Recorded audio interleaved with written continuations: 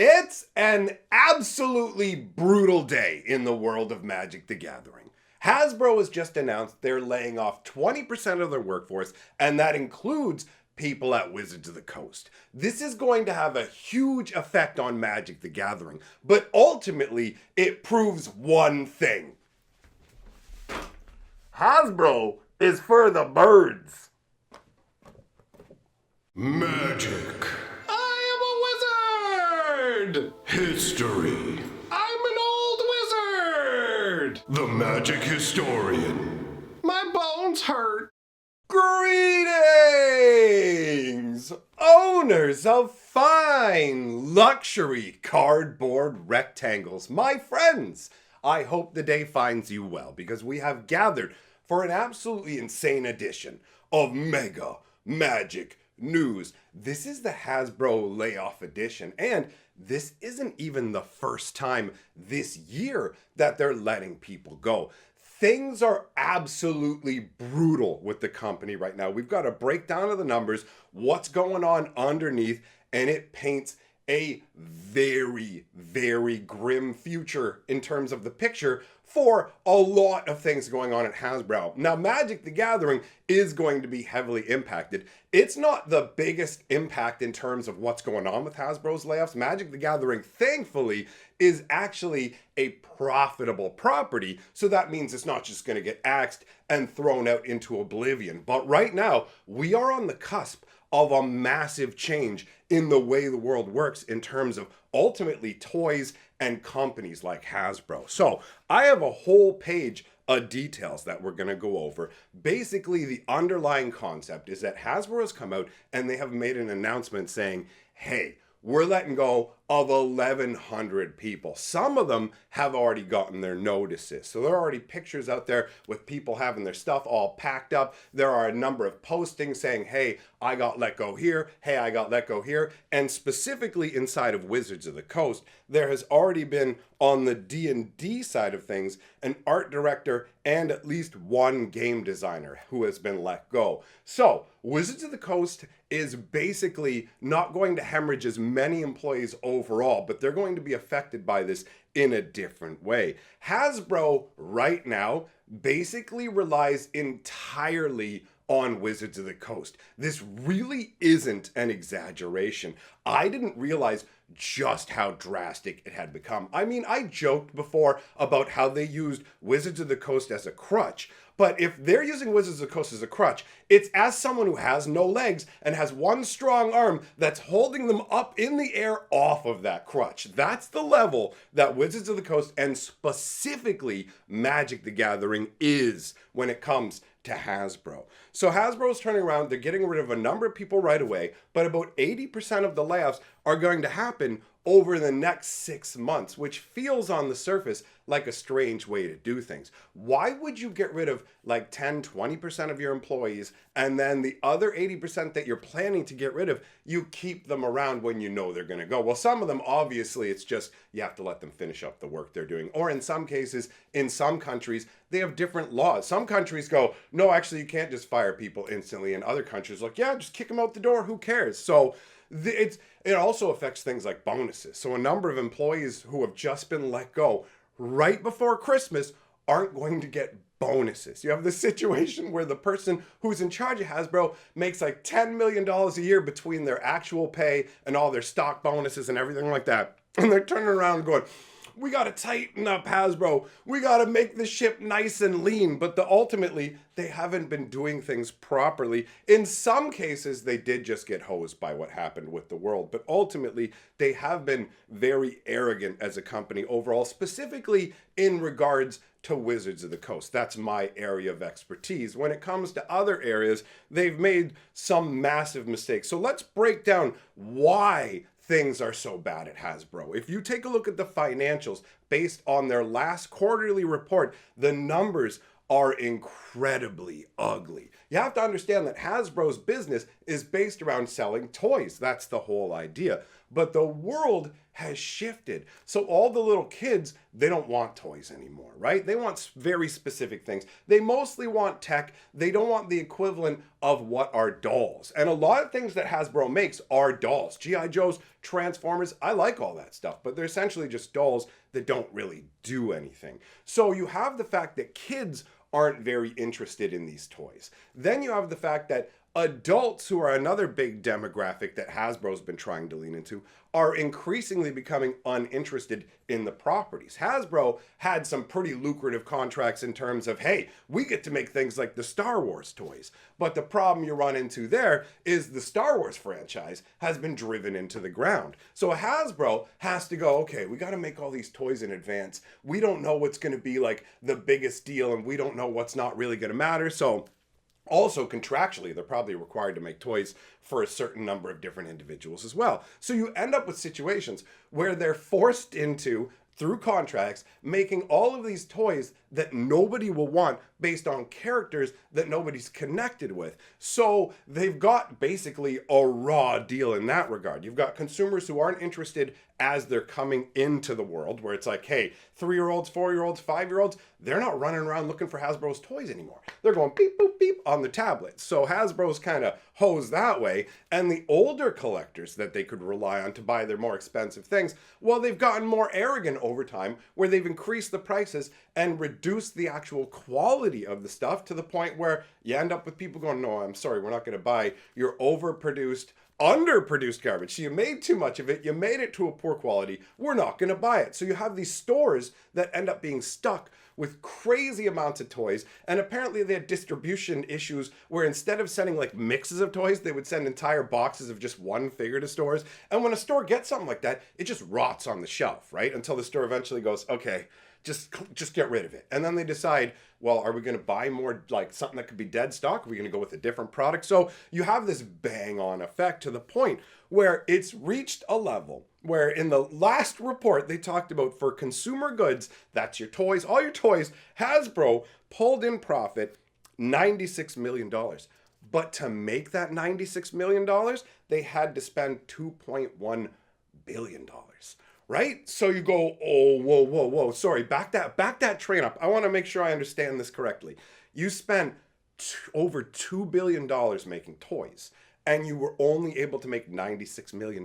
Now, on the surface, if you're like me, you might be like, bro, $96 million. That's a lot of money. I would love that cheddar. I feel you. But you've got to break it down to percentages and understand that Hasbro is beholden to their shareholders. So their shareholders go, we bought your shares to make money. This is an investment. So Hasbro's like, yeah, we're going to make sure that it's worth your investment. We're going to generate enough money that we can pay you dividends, and our company's going to grow, so the investment you made in the stock will pay back off. So now when you figure out the percentages, when you go 2.1 billion spent making toys to only pull in 96 million, that's 4.5%. And the way things are right now, you can literally get 4.5% by just throwing money in the bank, right? So Hasbro could have made just as much money off of all the toys, like all of it, if they had just had it in the equivalent of a bank account. Now, it's obviously not that simple from a huge corporation's perspective. You can't literally just go, I'm going to put $2 billion in a bank and earn like 5% interest, which literally beats it. That is a simplification, but you have to understand that shareholders view things like that. They go, well, look, if you can only pull in 4.5%, why would I put my money into this company? It's growing slower than a bank account would. So that is really bad on the surface. And this is where we're going to see a lot of the layoffs in Hasbro, right? As they just start hacking off toy lines. Once they get out of their contracts and things like that they're locked into, they're going to pull back. And this whole toy thing actually ties into the multiple failures that they're dealing with. So understand that this toy thing that they've done where they pulled in $96 million, this is on the better end of scales for them. It gets worse. Wizards of the Coast is the high water mark. Toys are down here, and then it gets ugly when we talk about what happens in the entertainment division. So moving on to Wizards of the Coast and digital gaming. Now, as far as I'm concerned, Wizards of the Coast and digital gaming is pretty much all Magic the Gathering. There may be a little bit of an outlier here or there. For example, Monopoly Go did actually give them a surprising boost to cash, and it moved its rank up in like the App Store. So it was up there and people were playing it. So sometimes it is non-Magic related, but the majority of this money is coming from Wizards of the Coast. And the majority of money from Wizards of the Coast comes from Magic the Gathering, because while D&D is an amazing game that I adore, it does not have the absurd profit margins that Magic the Gathering does. When you can print booster packs for 25 cents and turn around and sell them for 10, 20 bucks, like, your profit margins are absolutely absurd. In fact, the CEO of Hasbro has touted the thick, rich margins that Wizards of the Coast can provide. And we all know that's not coming from D&D, because remember what happened with the D&D players when they went, hey, wait a minute, what are you doing with the open gaming license? And then a bunch of D&D players went, no, we're not giving you money anymore. And then Wizards went, oh, you know what? We didn't even mean to do that. That was never a thing. And you totally misinterpreted us. The thing about the open gaming license is, Facebook guy, we're trying to stop Facebook from stealing our stuff. Hey, please believe us. But the D&D players like, no. And Wizards went, oh. And they backed down and just went, okay, we're pulling it back. We're pulling back on these monetization plans, because the D&D players wouldn't have it. See, they work as a unit. Magic players are way easier to pull money from, and the profit margins are way higher. Think about one D&D book versus one booster box of Magic. Magic is obscenely expensive. So just remember the numbers I told you, okay? 2.1 billion to make 96 million off of like all the toys in the entire world. Now, when it comes to Wizards of the Coast and digital gaming, they made $200 million and they only spent 1.1 billion. So they made twice as much money and spent half as much money. And when you break that down to percentages, that's like an 18% return. And unlike that 4.5%, which can be beat by banks in this current era, 18% is a big, thick, level return, right? That is good return for your money. That's going to make your shareholders into happy pappies, right? Obviously, they're ever ravenous and they want more, but that level is the one area where they're doing all right. So what do we have so far? 200 million on Wizards and digital gaming, 96 million on toys. So let's talk about the entertainment aspect of Hasbro. And I do have to be fair, their ultimate goal underlying this wasn't a terrible goal that might have worked if the universe didn't decide to just elbow drop them from the top of the ring, because they got hosed in one way by the way the world went. So entertainment, here's how it goes.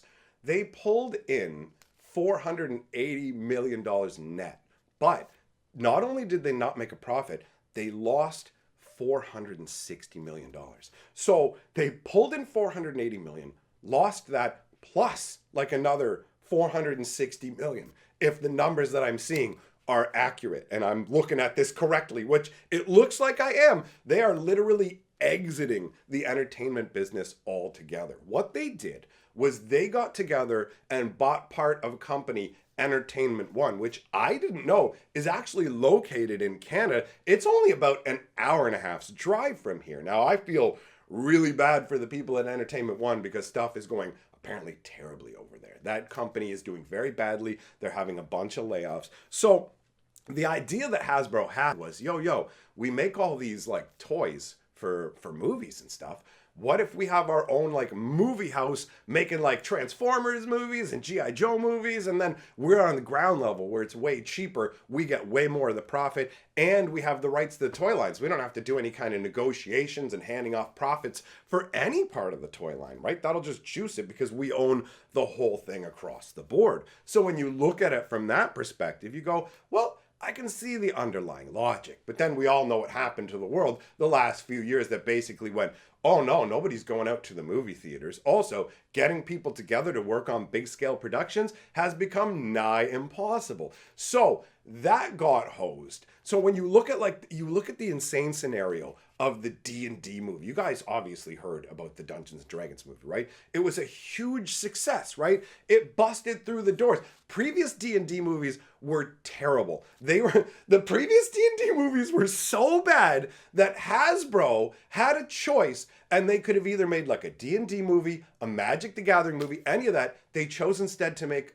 a movie on Battleship. Like on Battleship, like, you sunk my battleship, about aliens who hate water or something. And they come to a planet mostly made of water and get in the water and fight us. I might be confusing some movies together, but they made a Battleship movie because the D&D movies were so bad before. And now they make a D&D movie that by all accounts is actually a fun romp. It's getting a ton of praise, so they've reversed course. But here's the thing. Even though the Dungeons & Dragons movie pulled in like $200 million at the box office between advertising and production costs, the movie is a loss, right? They're literally losing money on a movie that I can't fathom what it's like to be these gigantic corporations like Hasbro and even bigger ones like Disney, where you're just hemorrhaging absurd amounts of money and you put all this effort and money into something, and like when it's some piece of garbage that nobody likes and it fails and it doesn't make any money, my brain gets that. I understand that. But when you pump a bunch of money into a movie, the movie is a success, and then you've pumped too much into it and you don't make any money, even though the movie is like a good movie that by all accounts people enjoy. How do you fail that hard? So you have the scenario where the entertainment part of their business has eaten all of their profits. You have $296 million in profits against a $460 million loss, right? So it's all just slopped up. It's just gone. So now they've got this, we got to get rid of 1,100 employees. And they turn around and they'll only axe some of them to begin with. Now this has an extra effect that's not actually mentioned. And the extra effect is that it will cause people to be afraid of losing their job, which causes one of two things to happen. Some people, out of fear, will work harder. They'll obviously be more stressed as well, but they'll work harder. So Wizards of the Coast can harness that. But the problem is your A-game players, the best people you have, are probably going to know their worth. And instead of going, I'm going to work harder because I'm afraid I'm going to get fired, they're going to be like, well, I'm the dinner bell's whistling. I'm heading out, right? Like I'm going off to greener pastures. And so from a corporate standpoint, you might go, whoa, great. We get rid of these people. We don't have to pay severance, any of that. But at the same time, you lose your most go-getter style individuals. And this has a knock-on effect. So essentially, you end up with lower quality employees who are working out of stressed fear. And I mean, that'll help you, I suppose, hit quarterly targets, but it's not good for the long-term health of a company, right? So they're making that exit from entertainment one. They're going to lose this important talent by giving these people up over the next 6 months or so. On top of that, they're actually downsizing their real estate too. They're getting rid of their office in Providence. And after all of this, they basically try and play it off and go, you know, based on strong headwinds. I love that. Headwinds is a hilarious term when you look at it and go, headwinds? What does this have to do with sailing? Headwinds is beautiful corporate lingo for when they go, the customers don't like our price point or our products and refuse to buy them. That's essentially the deal. Like, that's how they would categorize something like, for example, Magic 30, where they went, pay us $1,000 for 4 booster packs. And we all went, you know what I mean? We ain't doing that. We're not interested in that. So they just go, oh, it's strong headwinds, bro. Strong headwinds. So, what does this mean? What does this mean for Magic the Gathering? Well, it means really bad things. Remember what I said about that crutch holding Hasbro up? They got to dig themselves out of the hole from the entertainment situation. Also, they're most likely divesting themselves of a number of toy lines. I expect that I have no idea the exact timeline, but I wouldn't be surprised by 2030 to see that Hasbro barely made any toys aside from a few specific brands. They're getting really parasitic with their hyper nerd sales. Like if you look at the one secret lair where it's a lightning bolt Nerf gun with 2 lightning bolts. And it's like, you can tell they're screaming at you, buy 2 of these. You want to get 1 for each hand, and you want a set of 4 lightning bolts. And it's just all this sort of monopolification when they were talking about the strong headwinds they're facing and what they're going to do going forwards. They talked about how they have strong direct-to-consumer capabilities now and new supply chain efficiencies. And that, to me, screams bad news for local game stores, because clearly they're focusing on doing things like Amazon hookups, sending stuff to people directly through secret layers. On top of that, we're going to see more price increases. Wizards of the Coast pulled in all this money for them this year. They did it on the back of all these price increases. Hasbro is saying that they're looking at a 15 to 20% loss this year. And that's going to continue on into 2024. And they're desperately going to be scrabbling for anything to stop that bleeding. And Magic the Gathering is the only place where the margins are rich enough, and even if you can't aggravate the customers for D&D, because they'll riot, right? They just go, no, forget it, right? I want you to understand something. When Wizards gives us poor quality, they printed a commander deck that was so poor quality that this guy was able to sell it in a misprint group for a whole bunch of money. Wizards of the Coast turned around and printed a card celebrating the guy, going, this guy who got a misprint deck and was able to sell our garbage printed cards, he's so lucky. He's like a lucky unicorn that he got this misprinted deck. It's literally a card celebrating the poor quality of their product. But D&D has this deck of many things that they make. It's poor quality. So they go, you know what? We're actually going back to the drawing board and we're going to redo it. So when it comes down to it, Hasbro views Wizards of the Coast as their main maker of money. And Wizards of the Coast clearly knows that D&D players have to be given more respect than Magic players. Magic players can be given poor card quality and high prices. So what you do is you just aggravate more Magic players going along, because it doesn't matter. You have to get the money. Hasbro needs that money to pay things off and to invest in new content strategies, as they say, right? So ultimately, there's only one place for the money to come from.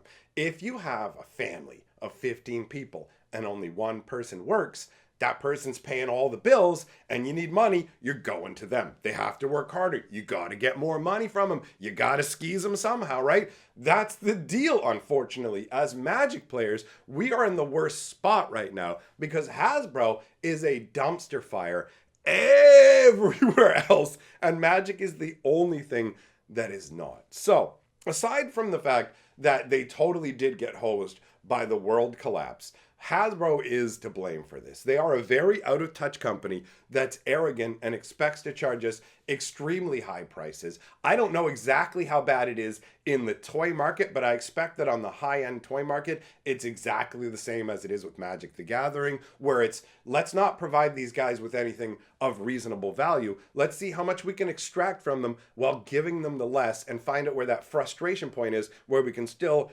extract maximum dollars. It's an insane point in Magic the Gathering's history right now, and I have no idea what's going to happen. There are people who are like, yo, why don't they spin Wizards of the Coast off into its own company? Now, if they did that, that would still be beholden to shareholders, right? And those shareholders would still expect a profit. So the processes would continue the way they were. Or if Wizards of the Coast was sold to another company, understand they're a billion-dollar property. Who can even afford them? Whoever buys them, also going to be beholden to shareholders, has to squeeze as much money as humanly possible out of Wizards of the Coast. So there's no real way that eases up until Hasbro is doing better. It's really just cross your fingers and hope that Magic doesn't get obliterated as they throttle the golden goose trying to get all the eggs out of it. We actually talked a whole bunch about this last night in a live stream that I did. It's up on my live stream archive. And now that I'm mentioning that, I want to let you know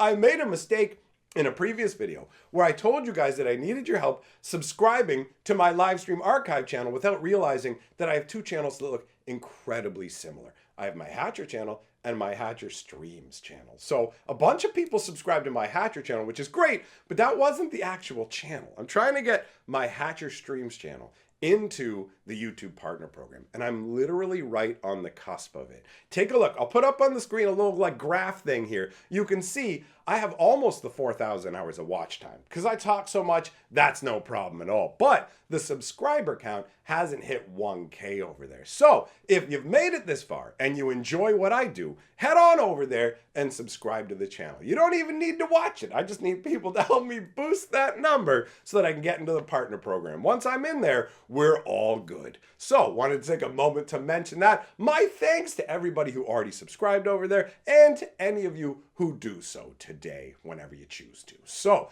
other than that, that wraps up everything I have to say on this subject. Thanks for coming by.